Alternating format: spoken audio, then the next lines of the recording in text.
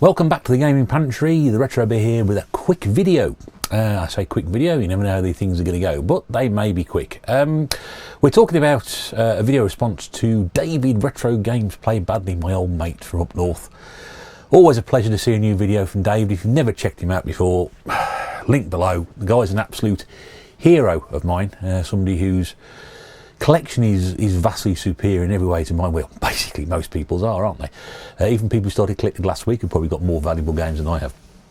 It's not about that. David's got a very, very laid back style of doing things. He regularly buys stuff drunk on eBay, but he's got an amazing collection.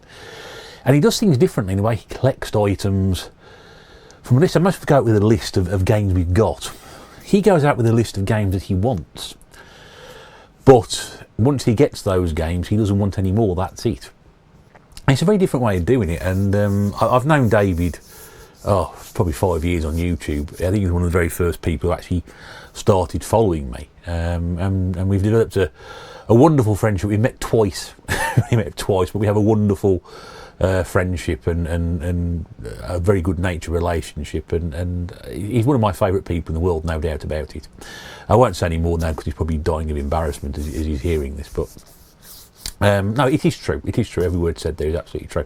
And he put a couple of VRs out. One recently was a box art video, which I've done, and the other one's about first gaming memories. And I thought, you know what, I'd do something like that, and yeah, rather than just sort of respond to the comments, I'll do VR on my own. Very, very quickly, Game in the Room. Off the A500 Mini, you may be able to see that. Possibly not. I've tried to angle the television a bit. It's Toki, which is Monkey Prince. Prince turned into a monkey and he ends up wearing an American football hat at some point as well. Yeah, I'm not sure if that's... Is it better that way? Not really. Just trying without knocking the Hulkster over because he stood there and he might fall off. Anyway, there it is. So you can set it in the background anyway. I'm running off the A500 Mini. He's got the American football hat on there. There we go. Anyway, never played it before, so it's great to have these things and do that. So at least it has a track mode on it, which some of these games don't. Anyway, first game in memory. I digress. And I've talked about it before, and I've got it down to probably about 3 memories that stick out as first one. The first one I can distinctly remember was seeing Pengo, seeing an arcade game with Pengo on it for the first time. And that was in my local chip shop, which ironically still is my local chip shop up the road. It's pretty much, it's been remodelled over the last 40 odd years, but it's still very much the same layout. Only recently, due to COVID and having to adapt the shop slightly differently. So it is like literally a tiny shop. It's the layout is pretty much exactly the same, and right at the very end of the aisle, where you go in the one side and you sort of snake your way around. So you go in that way and then come out and back out that way as you go past the counter on the way to get your food. And right at the very end was this arcade game, and it was distinctly Pengo. You've got penguins and ice blocks. I can't think of any other games apart from maybe Club Penguin that do that, and obviously we were about 30 years before Club Penguin was a thing. I just remember being attracted by the colours, the brightness, the fact you could stand there and move the joystick around and press the buttons and have absolutely no effect whatsoever unless you put any money into it, which I didn't realise. You just thought you're just doing this and think, why isn't that moving it around, you know? But I was attracted to it. And then the second distinctive one I can remember probably was not long after that, maybe around the same time, I don't know. And it's an unusual thing this was, because my parents had gone to a dinner dance and they'd taken me and my sister with them, which is very unusual because I don't remember us doing much stuff like that. And it was the name of the place, it was an abbreviation. It was West Midlands something or other. When you abbreviated to it, it was called Wumpty. I don't know whether it was West Midlands parents, because my parents being teachers, my West Midlands Parents and Teachers Extravaganza or something like. I don't know. If anybody is in the local area know what the Wumpty was, please let me know, because I'd be keen to remember. I forgot to ask my dad yesterday when I saw him for my birthday, and I thought, I should have asked him about that. And it was your standard dinner dance thing, you know, you eat and you dance. Or if you're our age, you eat and you don't sit still very much the rest of the evening, until you actually shag yourself out, and that's it. Not shag yourself out of that day, that'd be a bit silly really. But all I remember in the reception area was an arcade game, and again, I discussed it with somebody at the weekend, and I just cannot remember for the life of me what it was called. All I know that there was a colour scheme of purple and maybe yellow and red. It's not Zaxxon, before anybody says it's not Zaxxon, because it was Zaxxon's isometric. This was very much a Space Invaders thing. It might have been a variation of Space Invaders. I don't know, but I just remember those colours being very significant. There's a little ship that went across the top. And I begged my dad all evening to give me something to go and play, and he's going, come on, and he's like, no. And then right towards the end of the evening, he says, oh, go on then. One go, mind, one go, okay. Which is all about 10 seconds or so, and I was like, oh, it's finished, you know. Start as you mean to go on, completely rubbish, and still am. But that was it. I just remember, I cannot remember the life of me what this game is. I don't still particularly bothered whether I remember it or not. I just remember being there, the colours, the attraction of it, the attract mode like we have here, drags you in. And I was just absolutely fascinated by it. I really was. And then obviously the third memory was getting an Atari 2600, which was the first computer system I ever played on, and playing things like Space Invaders. Combat was obviously, the game was packed in with it at the time.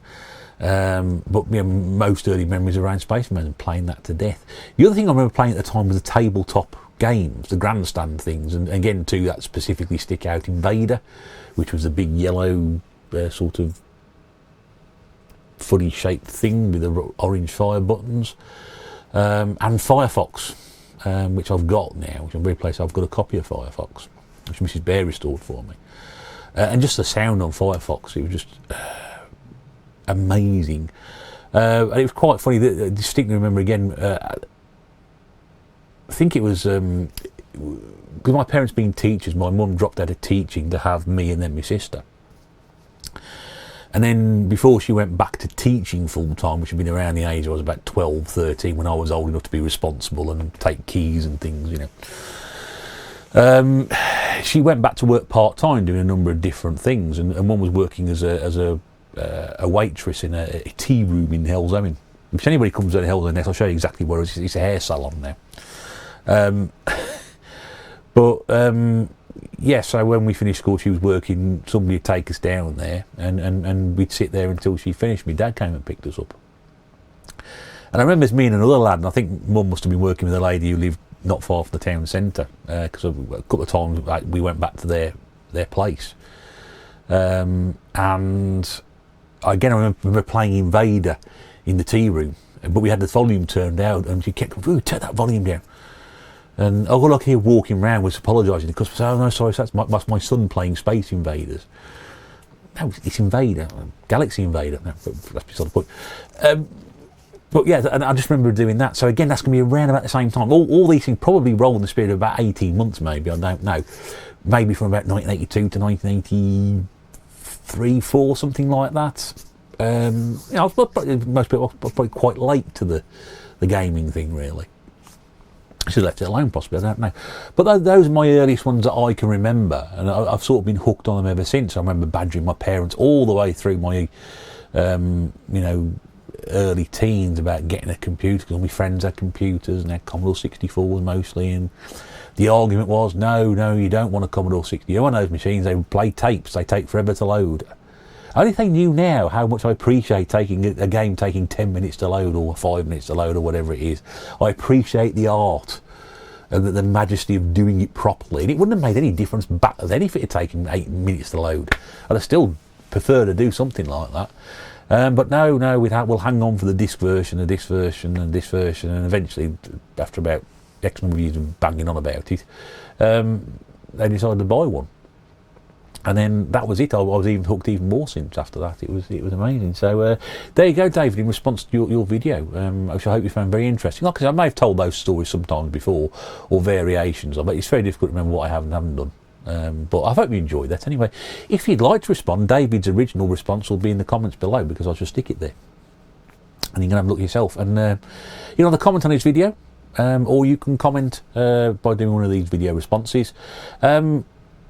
he'd love to hear from you. And so would I. You know, what were your first gaming experiences? Can you remember what that bloody game was about? Which might have been Space Invaders, but wasn't. It was a different colour. Please let me know. I'd love to hear from you. In the meantime, back with some of the usual stuff in the next video. Hope you enjoyed that as a little diversion. I'll leave that there for you if you want to do that. And I'll see you again soon. But until then, do take care, and bye-bye for now.